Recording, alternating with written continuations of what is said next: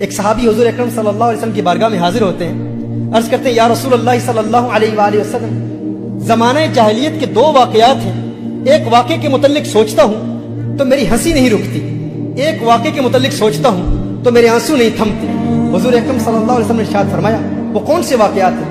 وہ عرض کرتا ہے کہ یا رسول اللہ صلی اللہ علیہ وسلم، زمانہ جاہلیت میں ایک مرتبہ میں ایک سفر پر جا رہا تھا، تو میں نے سوچا سفر پر اپنے ساتھ ایک بت تھا جس کی میں پوجا کرتا تھا، اس کو اپنا معبود سمجھتا تھا، پتھر کا بنایا ہوا بت میں اپنے ساتھ لے کے گیا، میں لے جانے کے لیے تیار ہوا کہ اس کو اپنے ساتھ لے کے جاؤں، لیکن اس کا وزن اتنا زیادہ تھا کہ میں نے سوچا کہ کہیں اپنے ہی معبود کے وزن کے نیچے دب کے مر نہ جاؤں، تو میں نے سوچا کہ میں ایک اور معبود تیار کر لیتا ہوں۔ کہا کہ میں نے آٹے کا ایک معبود بنایا، جو کہ آٹے کا وزن کم ہوتا ہے، کہا میں نے آٹے کا ایک معبود بنایا، ایک بت بنایا، باطل معبود بنایا کہ میں اس کو ساتھ لے جاؤں گا اور اس کی پوجا کرتا رہوں گا۔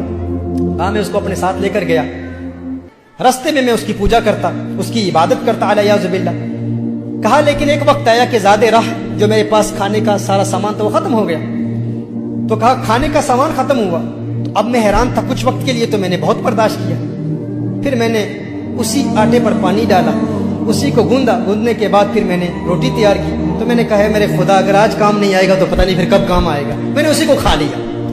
کہا یا رسول اللہ صلی اللہ علیہ وسلم، جب میں اپنے اس باطل معبود کے متعلق سوچتا ہوں تو میری ہنسی نہیں رکتی، اور ایک ایسا واقعہ ہے، ایک ایسا دردناک واقعہ ہے، جب اس کے متعلق سوچتا ہوں تو میرے آنسو نہیں تھمتے۔ میرے آقا صلی اللہ علیہ وسلم نے ارشاد فرمایا وہ کیا واقعہ ہے؟ کہا یا رسول اللہ صلی اللہ علیہ وسلم، ایک وقت ایسا تھا کہ میں اپنے گھر سے سفر کے لیے روانہ ہوا، جب میں سفر کے لیے روانہ ہوا تو میری زوجہ حاملہ تھی، میری زوجہ امید سے تھی، ایک عرصے کے لیے میں اپنے گھر سے باہر رہا اور میں نے ایک مدت گھر سے باہر گزاری، جب واپس آیا تو گھر میں جب پہنچا تو میں نے دیکھا ایک ننھی سی بچی میرے گھر کے صحن میں کھیل رہی ہے۔ جب اس بچی کو کھیلتے ہوئے دیکھا میں حیران ہو گیا، میں نے زوجہ سے پوچھا یہ بچی کہاں سے آئی ہے؟ تو اس نے کہا ڈر کی وجہ سے، خوف کی وجہ سے، وہ جانتی تھی کہ یہ عرب کا معاشرہ ہے اور یہ وہ لوگ ہیں جو اپنی بیٹیوں کو زندہ دفن کر دیا کرتے ہیں۔ اس نے کہا کہ یہ آپ کی بیٹی ہے۔ اس نے کہا مجھے بہت غصہ آیا، لیکن وہ بیٹی بھاگتی ہوئی صحن میں میرے پاس آئی اور یا ابا کہہ کے مجھے پکارا، ہے میرے پیارے والد کہہ کے پکارا اور مجھے سینے سے لگا لیا۔ کہا اس وقت تو مجھے بہت پیار آیا، بہت محبت میرے دل میں پیدا ہوئی اور میں نے بیٹی کو زندہ دفن کرنے کا ارادہ ترک کر دیا کہ میں اب اسے زندہ دفن نہیں کروں گا، لیکن وقت گزرتا گیا، میرا لگاؤ اور میرا پیار میری بیٹی سے رفتہ رفتہ بڑھتا چلا گیا، میری محبت، میری چاہت، میری رغبت میری بیٹی سے رفتہ رفتہ بڑھتی چلی گئی۔ کہا کہ ایک وقت ایسا بھی آیا کہ وہ بلوغت کی عمر کے بہت قریب پہنچ چکی تھی۔ کہا لیکن اس وقت معاشرے کے بڑے بڑے عرب لوگ، ان کا روب اتنا تھا، ان کا دبدبہ اتنا تھا، وہ سویلائزیشن ہی ایسی تھی۔ ایک وقت ایسا آیا کہ میرا ظلم اپنی انتہا تک پہنچ گیا اور میں نے فیصلہ کیا وہ میری چہیتی بیٹی، وہ لاڈلی بیٹی جو بڑے پیار سے مجھے والد صاحب کہہ کے پکارا کرتی تھی، میں نے اپنی زوجہ کو کہا کہ اس کو فوراً تیار کر لے، اس کو نئے کپڑے پہنا، اس کی کنگھی کر اور اسے نہلا کر تیار کر کے اسے بتا کہ میں اسے فلاں رشتہ دار اور فلاں قبیلے میں ان کی شادی ہے، اس شادی پر اس کی سہیلیاں اس سے ملیں گی اور وہاں لے جا رہا ہوں۔ جب اس نے کہا کہ میں نے اپنی زوجہ کو بتایا، کیونکہ زوجہ جانتی تھی کہ عرب معاشرے میں کس قدر ظلم کیا جاتا ہے، اس نے کہا وہ اس کی کنگھی کر رہی تھی، اس کے بال سنوار رہی تھی، لیکن میری زوجہ کی آنکھوں سے اشکوں کی برسات جاری ہو گئی، بہت رو رہی تھی میری زوجہ، اور بچی نے بڑے پیار سے پوچھا ہے میری والدہ، ہے میری ماں، آپ کیوں رو رہی ہیں؟ اس والدہ نے بتایا نہیں، کیونکہ وہ والدہ جانتی تھی اگر بتا دیتی تو والد والدہ کو بھی قتل کر دیتا، معاشرہ ایسا تھا، وہ وقت ایسا تھا۔ میری زوجہ نے میری بیٹی کو تیار کیا، تیار کر کے جب وہ دروازے پر آئی تو میری زوجہ نے ایک جملہ کہا، اس نے کہا یا رجل لا تضيع الامانہ، یا رجل لا تضيع الامانہ، اس نے ڈرتے ہوئے کہا کہ ہے انسان امانت کو ضائع نہ کرنا، ہے انسان یہ اللہ کی امانت ہے، اسے ضائع نہ کرنا، اسے برباد نہ کرنا۔ اس نے کہا روتے ہوئے، میری زوجہ نے جب یہ جملہ کہا تو میری ننھی بچی بھی یہ جملہ سن رہی تھی، وہ بھی ان باتوں کو سن رہی تھی۔ کہا میں نے بچی کی انگلی پکڑ کر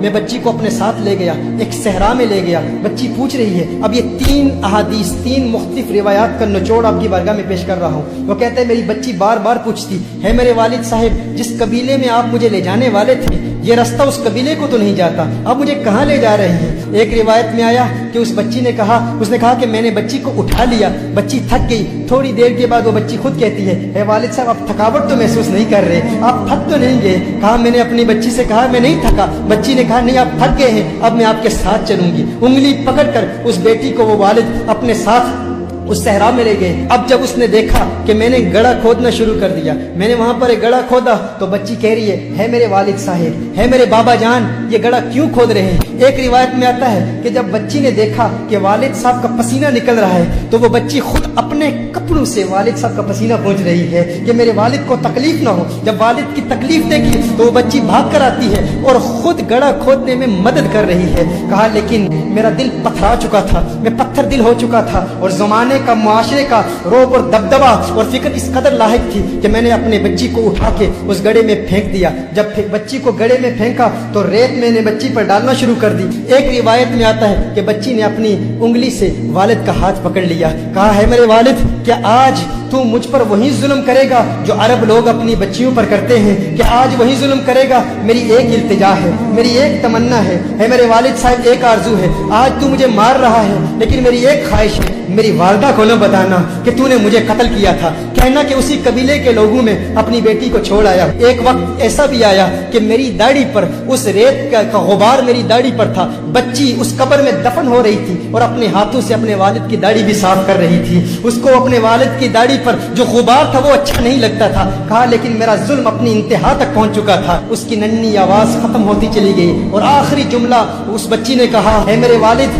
آپ کو یاد ہے جب میں گھر سے باہر نکلی تھی تو ماں نے کیا کہا تھا, یا رجل لا تدی الامانہ, ہے مرد اللہ کی امانت کو ضائع نہ کرنا, اللہ کی امانت کو ضائع نہ کرنا. کہا اس نے چیخ ماری اور وہ بچی وہیں مر گئی. میں نے بچی کو دفن کر دیا. یا رسول اللہ صلی اللہ علیہ وسلم, آقا جب میں وہ جہالت کے زمانے کا واقعہ یاد کرتا ہوں تو میرے آنسو نہیں تھمتے. حضور اکرم صلی اللہ علیہ وسلم کو دیکھا تو حضور اکرم صلی اللہ علیہ وسلم کے ساتھ حضرت فاطمہ الزہرا رضی اللہ تعالی عنہا موجود ہیں. میرے آقا نے فوراً فاطمہ الزہرا کو سینے سے لگا لیا, سینے سے لگا لیا. میرے آقا کی آنکھوں سے اشکوں کی برسات جاری ہوگی. ہم تو اپنی بیٹیوں سے پیار کیا کرتے ہیں. میرے آقا نے فرمایا, ہے ظالم انسان, اگر زمانہ جاہلیت کے گناہوں کی وجہ سے اور ظلم کی وجہ سے اللہ مجھے آج کسی سے بدلہ لینے کی اجازت دیتا تو سب سے پہلے تجھ ظالم سے بدلہ لیتا. محترمہ حبہ, اپنی بیٹیوں کو بتائیں کہ حضور اکرم صلی اللہ علیہ وسلم نے ان بیٹیوں کو جینے کا حق دیا ہے. میرے آقا صلی اللہ علیہ وسلم نے ان بچیوں کو وہ مقام دیا ہے.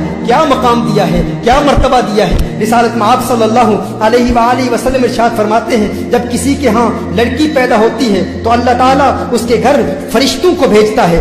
آج آپ دیکھیں, آپ کے گھر بیٹی پیدا ہو جاتی ہے, آپ پریشان ہو جاتے ہیں. 2 بیٹیاں پیدا ہو جاتی ہیں, آپ پریشان ہو جاتے ہیں, کیونکہ بیٹوں پر ہم فخر کرتے ہیں. میرے آقا صلی اللہ علیہ وآلہ وسلم ارشاد فرماتے ہیں, جب اللہ تعالیٰ کسی کو بیٹی عطا کرتا ہے, لڑکی عطا کرتا ہے, تو اس کے گھر فرشتوں کو بھیجتا ہے. فرشتے آ کر کہتے ہیں, ہے گھر والو تم پر سلامتی ہو, تم پر سلامتی ہو. پھر فرشتے اپنے پر بچھا دیتے ہیں, اپنے پروں کے سائے میں اس بچی کو لے لیتے ہیں اور اپنے ہاتھ اس بچی کے سر پر پھیرتے ہیں. اور پھر فرشتے کہتے ہیں کہ یہ ناتواں کمزور جان ہے, جو اس ناتواں کمزور کی پرورش کرے گا قیامت تک اللہ کی مدد اس کے شامل حال رہے گی. میرے آقا صلی اللہ علیہ وسلم نے ارشاد فرمایا, بیٹیوں کو برا مت کہا کرو, تم دیکھتے نہیں میں محمد عربی بھی بیٹیوں والا ہوں, تم دیکھتے نہیں میں بھی بیٹیوں والا ہوں. بے شک بیٹیاں تو بہت محبت کرنے والی, غم گسار اور بہت زیادہ مہربانی کرنے والی ہوتی ہیں. ایک حدیث میں میرے آقا صلی اللہ علیہ وسلم نے ارشاد فرمایا, جس شخص پر